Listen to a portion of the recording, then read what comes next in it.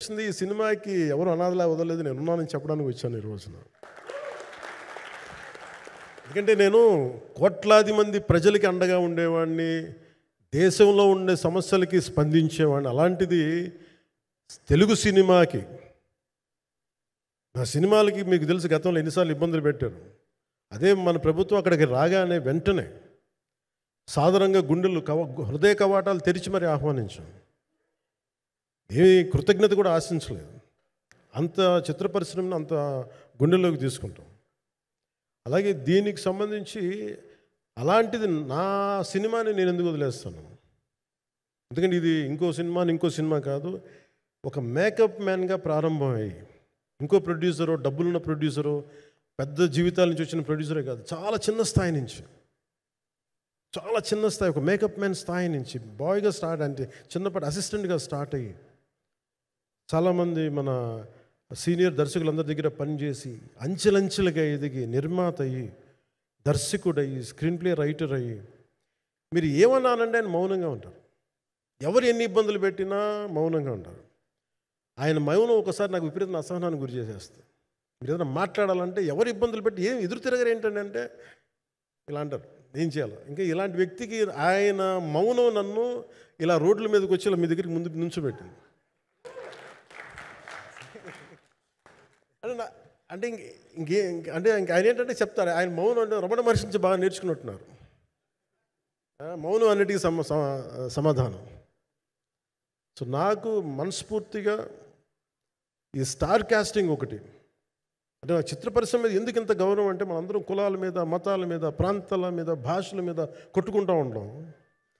But any film industry take in this world, especially Indian film industry, దీనికి there is no caste discrimination, there is no region discrimination, there is no religion discrimination, nothing. It's purely your creative potentiality, purely your creative ability. నువ్వు చిరంజీవి గారి తమ్ముడు కావచ్చు, చిరంజీవి గారి కొడుకు కావచ్చు, లేదంటే ఇంకొకళ్ళు అబ్బాయి కావచ్చు, మేనల్లుడు కావచ్చు, ఇట్ డజంట్ మ్యాటర్. నీకు టాలెంట్ లేకపోతే నువ్వు నిలబడలేవు, నీకు సత్తా లేకపోతే నువ్వు ఇక్కడ ఉండలేవు. అది నా కొడుకైనా సరే. ఇట్ ఆల్ డిపెండ్స్ నీకు ఎంత టెనాసిటీ ఉంది, ఎంత పర్సీవరెన్స్ ఉంది, ఎంత నిలబెట్టుకోగలవు, ఎంత నిలదొక్కుకోగలవు, ప్రతికూలతలు ఎంత బలంగా నిలబడగలవు. ఒక నిర్మాత సినిమా తీయడం అంటే ఒక యజ్ఞం చేయడం లాంటిది. తిట్లు తినాలి, ఇబ్బందులు పడాలి, అన్నీ పడిన తర్వాత ఫైనల్ డబ్బులు మిగిలితే కూడా లేదు తెలియదు. ఇలాంటి పరిస్థితుల్లో నాకేమనిపించిందంటే ఈయన పడ్డ కష్టం చెప్పాలనిపించింది ఈ రోజున. ఈ ప్రెస్ మీట్ తాలూకు ముఖ్య అంశం, ఒక చిన్న స్థాయి నుంచి వచ్చిన వ్యక్తి నిర్మాతగా ఎదిగి, ఆయనకున్న పాపం ఆయన మంచితనం ఆయన్ని శాపంగా అవ్వకూడదని చెప్పి ఒక ఉద్దేశంతో ఆయన మంచితనం చెప్పాలి, ఆయన ఒక మంచి సినిమా చేశారని చెప్పడానికి నేను ఈ రోజున మీ ముందుకు వచ్చాను. ఎందుకంటే నేనేం నమ్ముతానంటే సినిమా బాగుంటే ఎలాగో చూస్తారు, దీని గురించి చెప్పక్కర్లేదు. సినిమా బాగాలేకపోతే ఎలాగో చూడరు, మీరు ఎంత పబ్లిసిటీలు చేయండి ఇవన్నీ అనుకోండి. అందుకే నేను పెద్ద ఎక్కువ మాట్లాడడానికి ప్రయత్నం చేయను. కానీ ఈ పర్టికులర్ రోజు మటుకు, ప్రత్యేక ఈ రోజు మటుకు ఆయన పడ్డ కష్టం ఈ సినిమాకి, అలాగే ఒక్కొక్క కాస్టింగ్ ఆయన చేసింది, దీనికి నేను క్రిష్ గారిని కూడా చాలా మనస్ఫూర్తిగా అభినందిస్తున్నాను.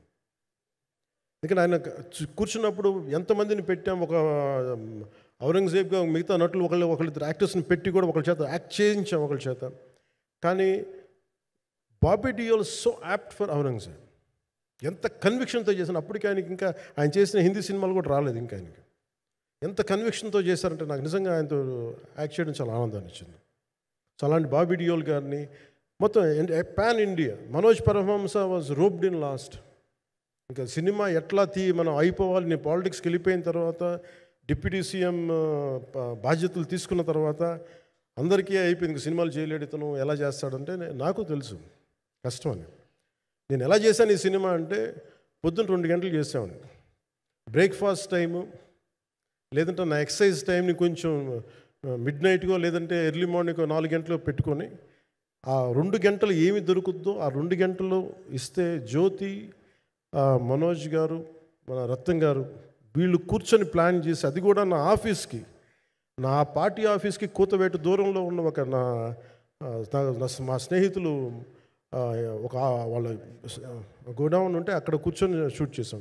ఎంత మండుటెండ అంటే అసలు దాంట్లో కూర్చొని మ్యాట్ వర్క్ చేసి మీరు ఫైనల్ రిజల్ట్స్ చూస్తే ఇది ఇక్కడ చేశారంటే అంత ఆశ్చర్యం అనిపిస్తుంది. నా hats off to Manoj Paramahamsa garu. And ఈ సీన్స్ అన్నిటికీ ప్రీ విజువలైజేషన్, ప్రతి సీన్ చేయబోయే ముందు అసలు నాకు ఏమనిపించిందంటే సినిమా చేయగలమా లేదనని పరిస్థితుల్లో జ్యోతికృష్ణ గారు ముందుకు వచ్చి నాతో మాటలు నేను చెప్పలేదని, ఇది ఇలా చేస్తాం అలా చేస్తాం ఏం చెప్పలా, ఏమి చేయబోతున్నాడో ఎవ్రీథింగ్ వాజ్ ప్రీ విజువలైజ్డ్. ఈ సీన్ ఇలా ఉండబోతుంది, ఈ చేయబోయే సీన్ ఇలా ఉన్నది. నాకు దాని మీద ఆత్మవిశ్వాసం కలిగింది. నాకు లేదు, ఒక సత్తా ఉన్న దర్శకుడు, తెలుగు చిత్ర పరిశ్రమకి సైజ్ తీయగలిగేవాడు, మంచి సాలిడ్ ఎడిటింగ్ సెన్స్ ఉన్నవాడు, మ్యూజికల్ సెన్స్ ఉన్నవాడు. అలాంటి వ్యక్తికి మనోజ్ పరమహంస గారు తోడారు.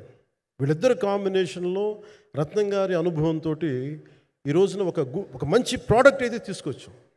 ఇది ఎలా ఉంటుంది, ఎలా ఉండబోతుంది, ఎంత హిట్ అవుతుంది అనేది ఇది సంపూర్ణంగా ప్రజల చేతిలోనే ఉంటుంది. అది ఏ స్థాయిలో ఇది ఉంటుంది అనేది అది ప్రజలు చెప్పాల్సింది తప్ప ఇది నేను చెప్పుకునేది కాదు.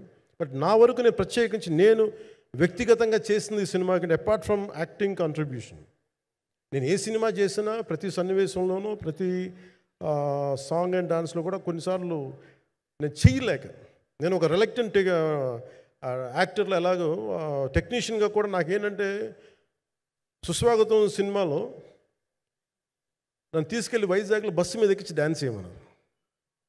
చచ్చిపోయాను డ్యాన్స్ చేయలేక. ఇంకా మిగతా వాళ్ళకి ఎంత తేలికైన డ్యాన్స్ నాకు చేయాలంటే నేను గింజుకుపోయి నేను అనుకున్నాను ఈరోజు సినిమాలు మానేస్తాను చెప్పి మా వదినికి ఫోన్ చేసి కూడా చెప్పాను, చాలా పర్యాలు చెప్పాను. అలాంటి అందుకని నాకేంటంటే సాంగ్ అండ్ డ్యాన్స్ కూడా నేను ఎలా చేయగలను దానికి అనుకోగా నేను ఎత్తుక్కుంటాను.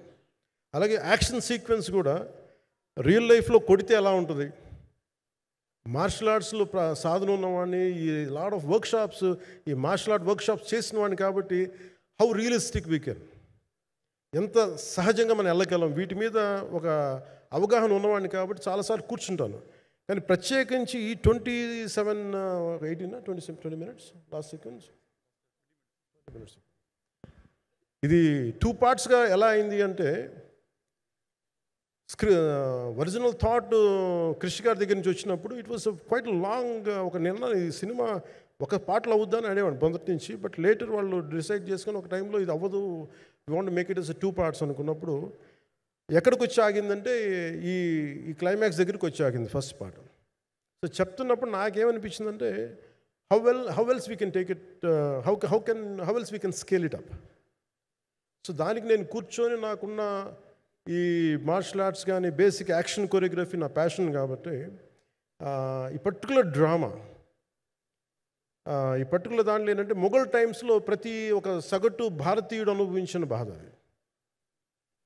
ఒక యావరేజ్ సగటు భారతీయుడు మొఘల్ కాలంలో అనుభవించిన ఒక ఒక సిచ్యువేషన్. ఆ సిచ్యువేషన్ హీరోకి సంబంధం ఉండదు, కానీ how he gets entangled, how he gets involved in it, that is outcome, that he's been captured. So దీన్ని ఒక 57 days మేము చేయగలిగామంటే ఆ రోజు నాకు కనుక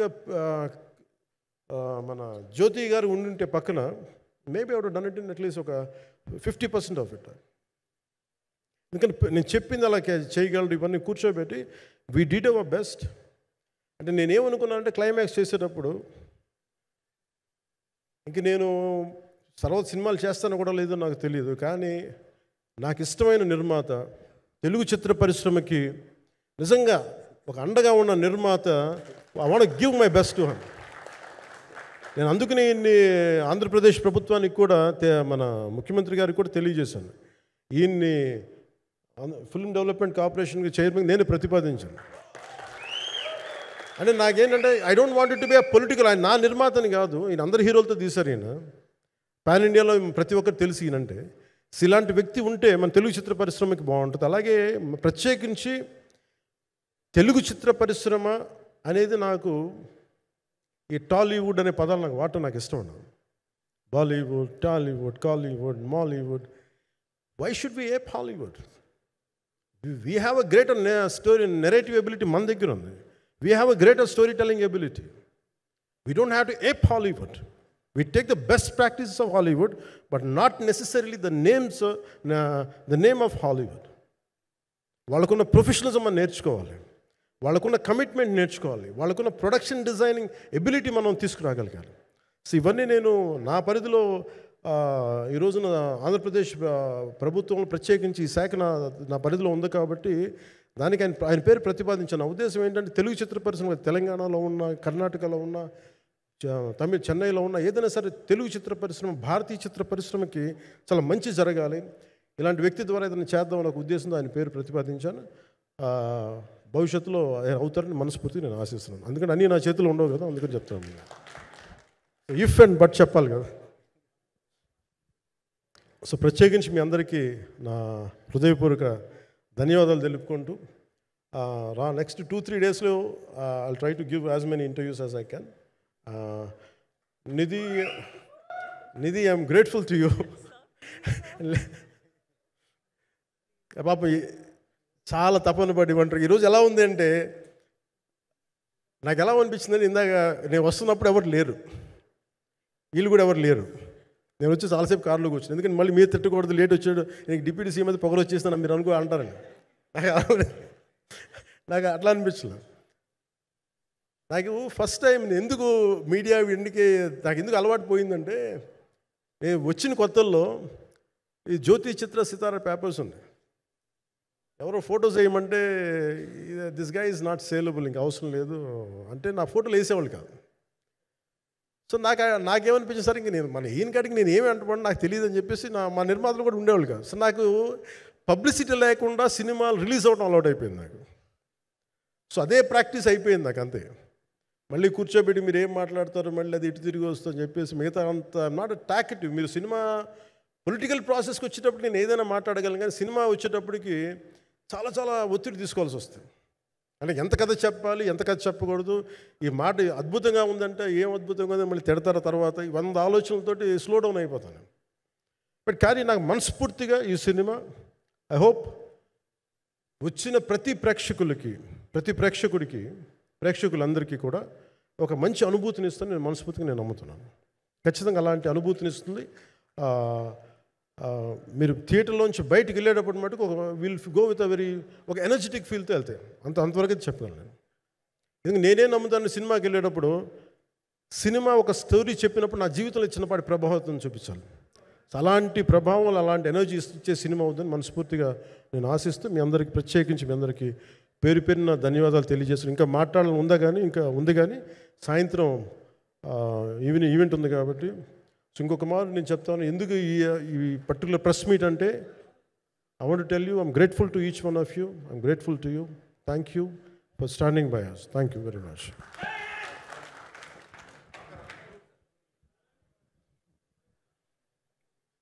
మీడియా మిత్రులందరికీ మరొక